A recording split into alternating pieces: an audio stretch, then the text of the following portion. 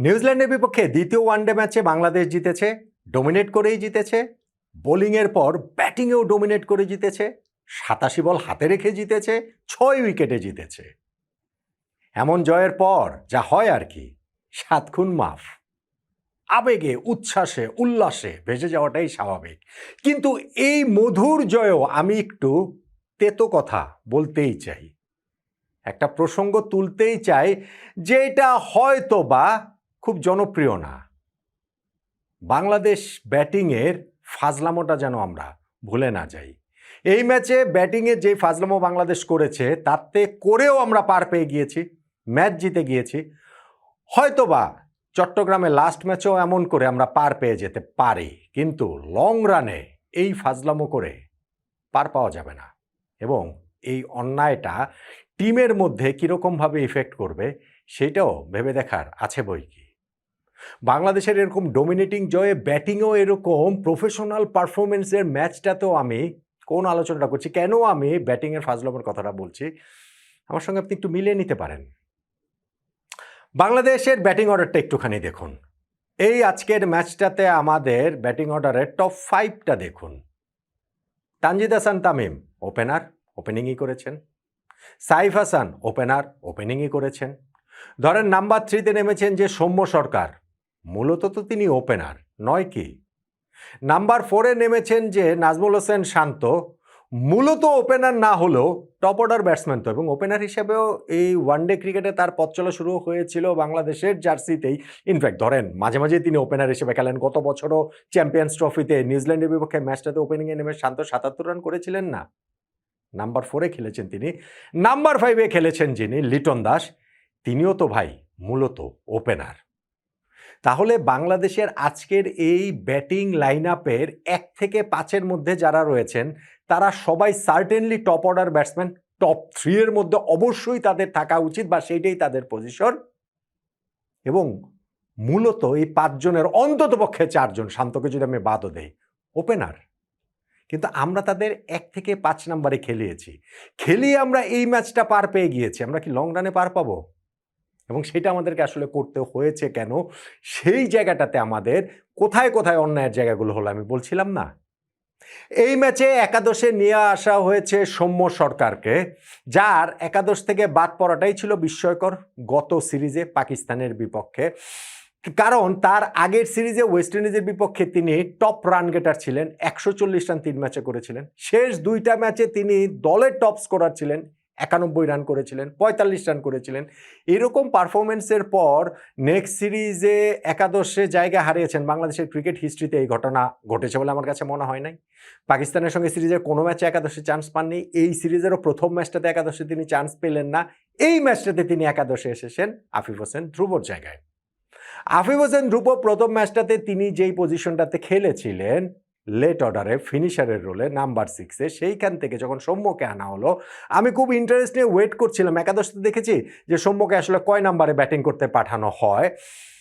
দেখলাম যে তাকে নাম্বার 3-তে ব্যাটিং করতে পাঠানো হয়েছে। তাতে করে সৌম্যর ব্যাটিং অর্ডারের জায়গাটা মোরলেস ঠিক ছিল। হ্যাঁ, ওপেনার হিসেবে তিনি খেলতে পারেননি, নাম্বার 3-তে খেলেছেন, টপ অর্ডারেতেও খেলেছেন তিনি। কিন্তু সেইটা করতে গিয়ে আমাদের কি হয়েছে, নাজমুল হোসেন শান্তকে আমাদের 3 থেকে 4-এ নামাতে হয়েছে, লিটন দাসকে আমাদের 4 থেকে 5-এ নামাতে হয়েছে, তাওহিদ হৃদয়কে আমাদের 5 থেকে 6-এ নিয়ে যেতে হয়েছে।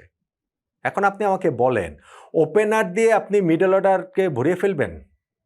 আপনি এই জায়গায় মিডল অর্ডার তো একটি স্পেশালিস্ট পজিশন, সেই জায়গাটাতে আমরা স্ট্রাগল করছি, সবই সত্যি কথা, এটা নিয়ে কোনো ডাউটের জায়গা নেই। এইখানটাতে আমরা অভিজ্ঞ ক্রিকেটার রাখতে চাই, যেই কারণে লিটন দাসকে মিডল অর্ডার ব্যাটসম্যান বানানো হয়েছে, নাম্বার 4-এ তাকে খেলানো হয়েছে। কিন্তু আমি আবার এই সিরিজের আগের প্রেস কনফারেন্সটাতে নতুন সিলেকশন প্যানেল হাবিবুল হাসান সুমন ভাইদের নেতৃত্বাধীন, সেইখানে সুমন ভাই যে কথা বলেছিলেন, তাতে মনে হয়েছে যে লং রানে লিটন দাসকে তারা ওপেনার হিসেবেই দেখতে চান। আচ্ছা ঠিক আছে, আমি বুঝলাম না হয় যে এইখানে মিডল অর্ডারে অভিজ্ঞ হিসেবে তাকে মিডল অর্ডারে একটা স্পট দেওয়া হলো। এখন তো আপনি মিডল অর্ডার, আমি যদি নাম্বার 4-5 ধরি, সেইটা মিডল অর্ডারের মেরুদণ্ডটা 6-7-কে আপনি ফিনিশার রোল ধরতে পারেন। সো মিডল অর্ডারের ওই মেরুদণ্ডের জায়গাটাতে তো দুইটাই মেকশিফট মিডল অর্ডার ব্যাটসম্যান আমাদের এই ম্যাচটাতে খেলেছেন, শান্ত এবং লিটন। দুজনের কেউ তো মিডল অর্ডার ব্যাটসম্যান না। এবং যেই মিডল অর্ডার ব্যাটসম্যান আমাদের একমাত্র middle order batsman Towhid Hridoy, তাকে নাম্বার 6-এ নিয়ে যেতে হয়েছে। নাম্বার 6-এর রোল এবং নাম্বার 4-5-এর রোল তো এক না। আপনি বলতে পারেন যে ভাই ক্রিকেটে তো অনেক কিছুই হয়, সেই একটু ফ্লেক্সিবিলিটি জায়গাটা তো থাকে, সবই ঠিক আছে। কিন্তু এটা ওয়ানডে ক্রিকেট, টি-20 হলেও আপনি এটার একটা ব্যাখ্যা দিতে পারেন। কিন্তু ওয়ানডে ক্রিকেটে এইভাবে করে আজকের ম্যাচটাতে আমরা যেহেতু টার্গেট 199 রান ছিল, সেটাতে হয়তো আমরা পার পেয়ে গেছি। যেহেতু নিউজিল্যান্ড খুবই দুর্বল দল, সেহেতু আমরা হয়তো পার পেয়ে গেছি। লং রানে আমরা আসলে পার পাবো না। মিডল অর্ডারটা আমাদের দুর্বলতার জায়গা, সেই দুর্বলতার জায়গাটা কি আমরা আরও বেশি দুর্বল করে দিলাম না? সেটা নাজমুল হোসেন শান্ত 4 নম্বরে নেমে যতই 50 রান করুন না কেন, 13 ইনিংস পর তিনি 50 পেয়েছেন ওয়ানডে ক্রিকেটে। তার মানে কি শান্ত এখন ভালো মিডল অর্ডার ব্যাটসম্যান হয়ে গেলেন? বা ধরেন আপনি লিটন দাস, তিনি হচ্ছে যে ওয়ানডে ক্রিকেট থেকে যে বাদ পড়েছিলেন, 7 ম্যাচে মনে হয় 13 রান করে বাদ পড়েছিলেন। গত সিরিজটাতে তিনি ফিরেছেন, 2টা 40s-এর ইনিংস খেলেছেন। এই সিরিজেরও ফার্স্ট ম্যাচটাতে 40s-এর আরেকটা ইনিংস রয়েছে। লিটন তাই বলে মিডল অর্ডার ব্যাটসম্যান হয়ে গেছেন? লিটন শান্ত দুজনই মিডল অর্ডার ব্যাটসম্যান। বাংলাদেশের 2027 বিশ্বকাপ পরিকল্পনা পর্যন্ত আপনি কি ওইভাবে দেখতে পারেন? দেখেন, এটা হচ্ছে একটা বিগ কোয়েশ্চেন। আরেকটা যে প্রশ্নের জায়গা, সেটা হচ্ছে একমাত্র মিডল অর্ডারে যিনি ধারাবাহিকভাবে সফল বাংলাদেশের একমাত্র ব্যাটসম্যান তাওহিদ হৃদয়, তাকে 6 নম্বরে নিয়ে যাওয়া হয়েছে। তিনি ম্যাচ ফিনিশ করেছেন আজকের দিনটাতে, কিন্তু সেইটা কি তার পজিশন, তার জায়গা? এটা কি আপনি ফাজলামি বলবেন না? আসেন এবার আফিফ হোসেন ধ্রুবর ক্ষেত্রে। তাকে এই একাদশে জায়গা দেওয়া হয়েছে, লেট অর্ডারে তাকে আনা হয়েছে, নাম্বার 6-এ তাকে খেলানো হচ্ছে। গত সিরিজে 2টা ম্যাচে সুযোগ পেয়েছিলেন, একটাতে 14 রানে আউট হয়েছেন, আরেকটাতে 5 রানে নট আউট ছিলেন। সো এই সিরিজেও সুযোগ পেয়েছেন। প্রথম ম্যাচটাতে যাচ্ছে তাই ব্যাটিং তিনি করেছেন, 27 রান করতে 49টা বল তিনি খেলেছেন, এবং সেইখানটাতে একটা বাউন্ডারিও মারতে পারেননি। তাওহিদ হৃদয়ের সঙ্গে তার ওই পার্টনারশিপের সময় 15 ওভারের একটা ফেজ গিয়েছে, সেই সময়টা বাংলাদেশ কোনো বাউন্ডারি মারতে পারেনি। খুবই প্যাথেটিক ছিল ধ্রুবর ব্যাটিংটা। হ্যাঁ, এইখানটাতে আপনি তাকে একাদশ থেকে বাদ দিতেই পারেন, সেইটার প্রেক্ষাপটে। কিন্তু সৌম্য সরকারকে একাদশে নিয়ে এসে আফিফের জায়গায় তাকে 3 নম্বরে খেলিয়ে সব ব্যাটিং অর্ডারে সবকিছু চেঞ্জ করে ফেলাটা যৌক্তিক কিনা? আজকের দিনে এটা হয়তো মার্কেট পাবে না আপনার কাছে, যে না কাজ তো হয়েছে, ঠিক তো হয়েই গেছি। এটা হবে না, লং রানে এটা হয় না। এখন পাল্টা প্রশ্ন আসতে পারে যে তাহলে আমাদের অপশনটা কি ছিল? মাহিদুল ইসলাম অঙ্কন আসলে আমাদের স্কোয়াডটাতে আছেন কি কারণে? আপনি যদি আফিফকেই রিপ্লেস করেন, তাহলে তো আপনি অঙ্কনকে খেলাবেন। এখন অঙ্কনও আপনি কোন পজিশনটাতে খেলাবেন? আপনি বলতে পারেন যে সে তো ডোমেস্টিক ক্রিকেটে বা ডিপিএলেতে তিনি খেলেন হচ্ছে গিয়ে মিডল অর্ডারটাতে, ধরেন 4 নাম্বারের ওইটাই হচ্ছে গিয়ে তার জায়গা। আমাদের হয়েও তিনি যে একটা সিরিজ খেলেছেন বাংলাদেশের জার্সি ওয়েস্ট ইন্ডিজের বিপক্ষে, 3টা ম্যাচে তিনি খেলেছেন 5 নম্বরে। সো এর নিচে কি তাকে নামানো যায় কিনা? তা 5 নম্বরে তাকে খেলিয়ে আপনি তাওহিদ হৃদয়কে তো 6-এ খেলিয়েছেন, খেলাতে পারতেন না? কিংবা ধরেন তাওহিদ হৃদয়কে 5-এ রেখে অঙ্কনকে 6-এ খেলানো যেত না? আফিফকে খেলিয়েছেন নাম্বার 6-এ, সেটাও তার আউট অফ পজিশন। আফিফ ওই জায়গায় খেলতে চান না, লেট অর্ডারে। এইটা নিয়ে পুরনো কোচ চান্ডিকা হাথুরুর সিংয়ের সঙ্গে তার মনোমালিন্য হয়েছে, যেই কারণে একেবারে দল থেকে তিনি বাদ পড়ে গিয়েছেন। এগুলো তো বহুল চর্চিত বিষয়। আবার তিনি ফিরেছেন, ওই পজিশনেই ফিরেছেন এবং তিনি পারফর্ম করতে পারেননি। সেই তুলনায় অঙ্কন একটুখানি ওয়েল ইকুইপড। আপনাদের মনে থেকে থাকবে হয়তো লাস্ট বিপিএলটার আগের বিপিএল, মানে যে বিপিএলটা এবছর শেষ হলো সেটা গত বছর 2025-এর বিপিএলে অঙ্কন তিনি খুলনার হয়ে খেলছিলেন, এবং সেইখানটাতে তিনি কিন্তু 175 স্ট্রাইক রেটে ব্যাটিং করেছেন। বেশিরভাগ তিনি ব্যাটিং করেছেন ওখানে নাম্বার 6 অ্যান্ড বিলোতে। অ্যান্ড টি-20 আর ওয়ানডে আলাদা ফরম্যাট আমি জানি, কিন্তু বাংলাদেশের বাস্তবতায় এই এত কিছু বোঝার বা আমাদেরকে সেই সুযোগটা কি রয়েছে? আমাদের প্লেয়ার্স বলকে অত বড়, মানে আমি বলছি যে আপনি ব্যাটিং অর্ডারের হিসাবটা যদি ধরেন, সেই ক্ষেত্রে তুলনামূলক বেটার জায়গাটা হতো যদি আপনি ওইভাবে চিন্তা করেন সেইখানটাতে অঙ্কনকে সুযোগ দেওয়া। তা না হলে অঙ্কনকে আপনি কেন স্কোয়াডে রেখেছেন? অঙ্কনকে স্কোয়াডে রাখার তো তার মানে কোনো দরকার নাই। আপনার যদি এইখানটাতে আফিফকে বাদ দিলেও আপনি অঙ্কনকে না খেলান, তাহলে অঙ্কনকে আপনি কার জায়গায় খেলাবেন? লিটনকে বাদ দিলে তার জায়গায় খেলাবেন? শান্তকে বাদ দিলে তার জায়গায় খেলাবেন? খেলাবেন না তো, ওগুলো তো আরও বেশি করে খেলাবেন না। তাহলে এই ছেলেটাকে ক্যারি করার আসলে প্রয়োজনের জায়গাটা কি? ডোন্ট গেট মি রং, আমার ভুল বোঝার কোনো কারণ নেই। আমি সৌম্য সরকার একাদশে এসেছেন, আমি এটার বিরোধী না, এবং আমি তো সবসময় এটা মানে একটা ভোকাল তো আমি খুবই, এবং আমি বলে আসছি যে সৌম্য যেভাবে বাদ পড়েছেন সেটা অন্যায়, এভাবে আসলে বাদ পড়তে পারেন না তিনি। এবং সৌম্যকে অবশ্যই খেলানো উচিত ছিল, গত সিরিজটাতে খেলানো উচিত ছিল।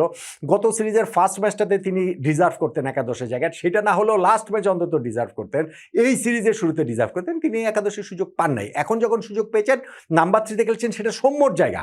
কিন্তু সেইটা করতে গিয়ে আমরা ব্যাটিং অর্ডারটা এমনভাবে করে ফেলেছি যেটা আমার কাছে শেষ পর্যন্ত গিয়ে আসলে স্রেফ ফাজলামি বলে মনে হয়।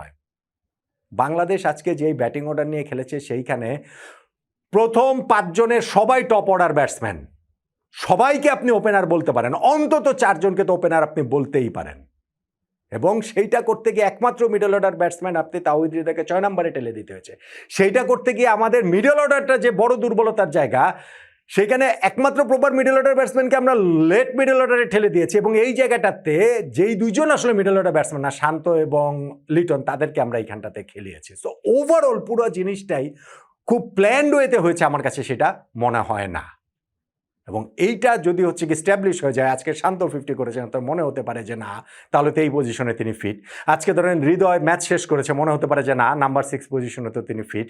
তাহলে ভাই আসলে লং রানে ক্রিকেটে ব্যাটিংয়ে স্পেশালিস্ট পজিশন তো আছে রে ভাই, সেটা তো একটা গুরুত্ব তো আছে।